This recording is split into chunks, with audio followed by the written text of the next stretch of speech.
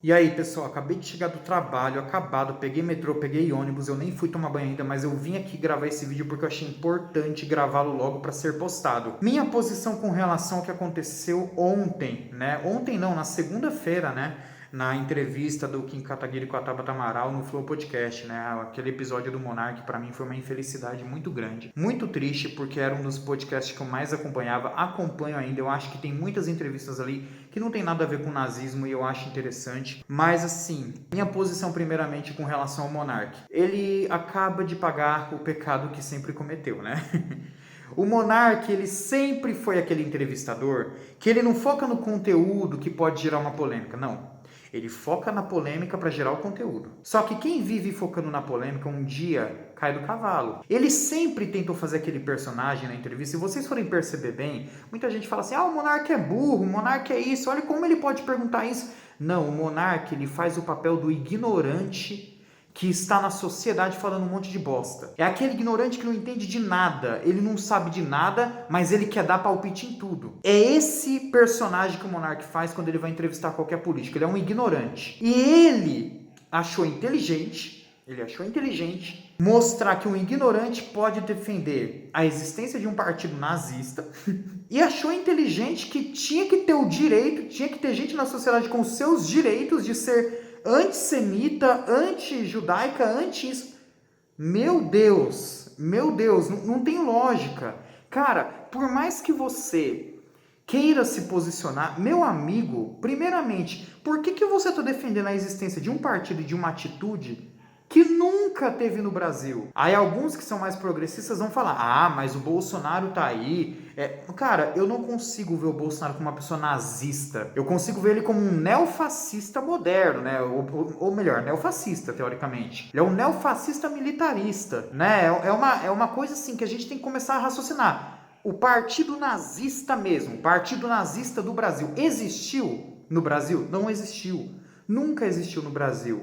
Nunca o nazismo chegou perto de colocar tua bandeira no Brasil. Nem no momento que o nazismo estava no auge, nos anos 30 e na época da Segunda Guerra Mundial, o Brasil teve um partido nazista. E nem Getúlio Vargas, que fez o Estado Novo, apesar de ter por um bom tempo uma relação diplomática amigável com a Alemanha nazista, nunca foi um governo caracterizado como nazista. Então, galera, eu acho um absurdo uma pessoa chegar hoje sem ter nenhum entendimento da história do Brasil e falar que tem que ter a existência de um partido nazista no país. Meu, não dá. Não tem lógica. Não tem lógica. Então, assim, essa é a minha posição. Eu repudio qualquer ditadura, qualquer ideologia que represente uma ditadura que matou pessoas. Qualquer ideologia. Meu amigo, se você é comunista, se você é fascista, se você é nazista e se você é anarquista, repense também. Ah, mas a anarquia nunca fez um governo, a anarquia nunca fez uma ditadura, mas as atitudes que levam a golpes anarquistas foram ataques terroristas que ocorreram ao longo da história da humanidade. Então, ideologias extremistas sempre fizeram atentados às liberdades da humanidade. Então, cara, eu não sou a favor de atentados do extremo. Não sou a favor de atentado, ok? Não gosto de extremismo, tenho nojo, tenho pavor. Pode vir da esquerda, pode vir da direita. Vai ser repudiado do mesmo jeito. E ponto final. Ponto 2. Tabata Amaral foi perfeita na discussão ali, perfeita.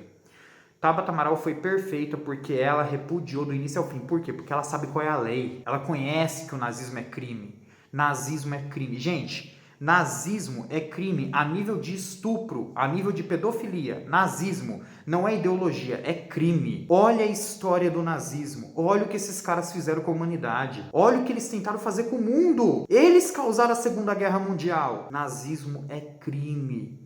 Eu cresci a vida inteira ouvindo isso. E uma jovem como a Tabata Amaral, uma excelente deputada federal, excelente. Eu prometi um vídeo há muito tempo que eu falei que eu não ia falar, que eu não ia elogiar políticos e tal, mas eu vou elogiar sim, porque tem que ser elogiado. Ela é uma excelente deputada sim. Ela é uma das poucas representações verdadeiras do que é ser de esquerda no Brasil, do que é ser uma progressista de uma esquerda moderna. E o Kim Kataguiri? Kim Kataguiri, cara, assim, ele errou e acertou. Ele fez os dois. Onde ele errou?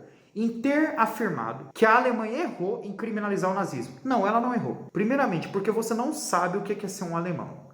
Você não sabe o que é na prática o nazismo.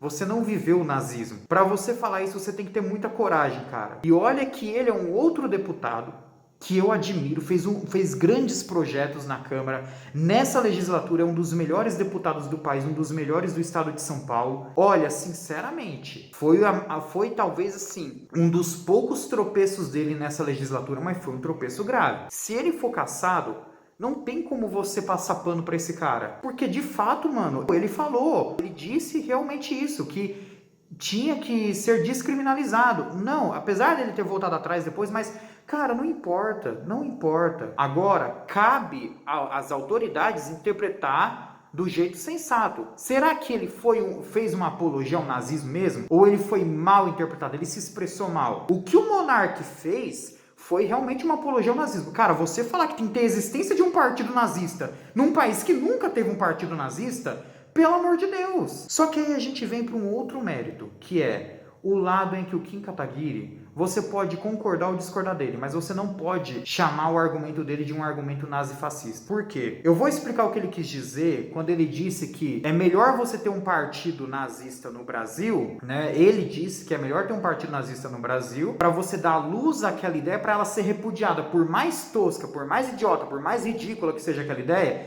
Se ela está à luz da situação da sociedade, ela pode ser socialmente reprimida, porque ela representa a repressão. E aí, eu vou explicar de um jeito técnico, tá? Antecipando até os meus vídeos sobre esquerda e direita que eu tô prometendo há muito tempo. O Brasil tem 9 espectros políticos na minha análise ao longo de mais de 10 anos que eu faço análise da esquerda e da direita no Brasil e com muita dificuldade. Facilitou depois das eleições de 2018. Os espectros são os seguintes. Você tem a extrema esquerda, a esquerda radical, a esquerda democrática, a centro-esquerda, o centro, a centro-direita, a direita democrática, a direita radical e a extrema-direita. De todos os 9 espectros do país, todos têm uma representação partidária, exceto um, que é qual? A extrema-direita. Por quê? Porque o regime militar no Brasil foi tão traumático para uma boa parcela da sociedade, aliás, para a maioria da sociedade, que os partidos tiveram medo de fazer um partido militarista. Por que tem partidos comunistas no Brasil? Porque nunca tivemos o comunismo. Apesar das ameaças, apesar das tentativas de golpe, apesar das guerrilhas,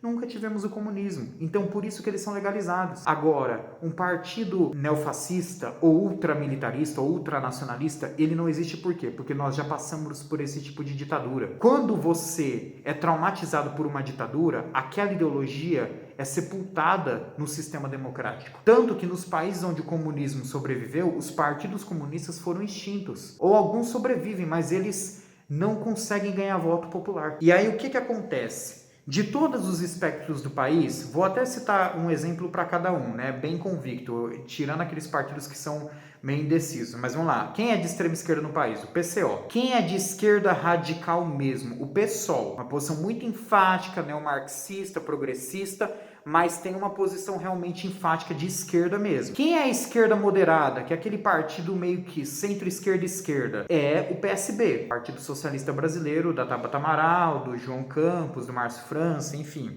Quem é de centro-esquerda? O Cidadania, do Alessandro Vieira, da Elisiane Gama. Quem é de centro? O PSDB, do João Dória e do Eduardo Leite. Óbvio, não tem nem o que discutir, mano. É um partido de centro. Quem é de centro-direita? O Partido Novo. Quem é da direita democrática? Até hoje só tem um partido no Brasil que é de direita democrática, que é o Patriota. Mas o movimento, se a gente puder citar alguém mais conhecido, o movimento do MBL. Quem é a direita radical? Todos esses partidos que estão familiarizados com o Bolsonaro e que se dizem de direita. PP, PSC, todos eles. E quem é da extrema-direita? Ninguém. Não existe partido de extrema-direita no Brasil. Então, se ele tivesse falado, como todos os espectros do Brasil têm uma representatividade, nada mais justo do que você ter uma representatividade de extrema-direita para não ter infiltrados neofascistas dentro de partidos democráticos que só querem poder. Porque por mais democratas que eles sejam, como um MDB da vida, vai ter sempre um infiltrado ali que é um radical. E aí acontece o que aconteceu em 2018. Muita gente pensava, muita gente que não conhece a política, não acompanha como a gente, pensava que o Bolsonaro era um conservador liberal, um cara da hora, só um tiozão do churrasco que fala bobagem, mas um cara conservador, porque ele estava no PSL, que era um partido da direita democrática à época. O que aconteceu? O que aconteceu? Elegemos um neofascista. Por quê? Porque ele não era de um partido neofascista, ele era de um partido conservador, entenderam? Então, por isso que eu compreendo o raciocínio do Kim Kataguiri quando se fala em dar luz à extrema-direita para ela ser vista como extrema-direita para ser repudiada. Isso é fato. Mas você exemplificar o nazismo é um erro, porque o nazismo não é praticável no Brasil. Não faz parte do sistema político brasileiro, da história do sistema político brasileiro. A extrema-direita brasileira é identificada com o ultramilitarismo, com o ultranacionalismo, com o ultrapatriotismo e com o neofascismo agora, com o bolsonarismo. Essa é a extrema-direita, esse é o exemplo.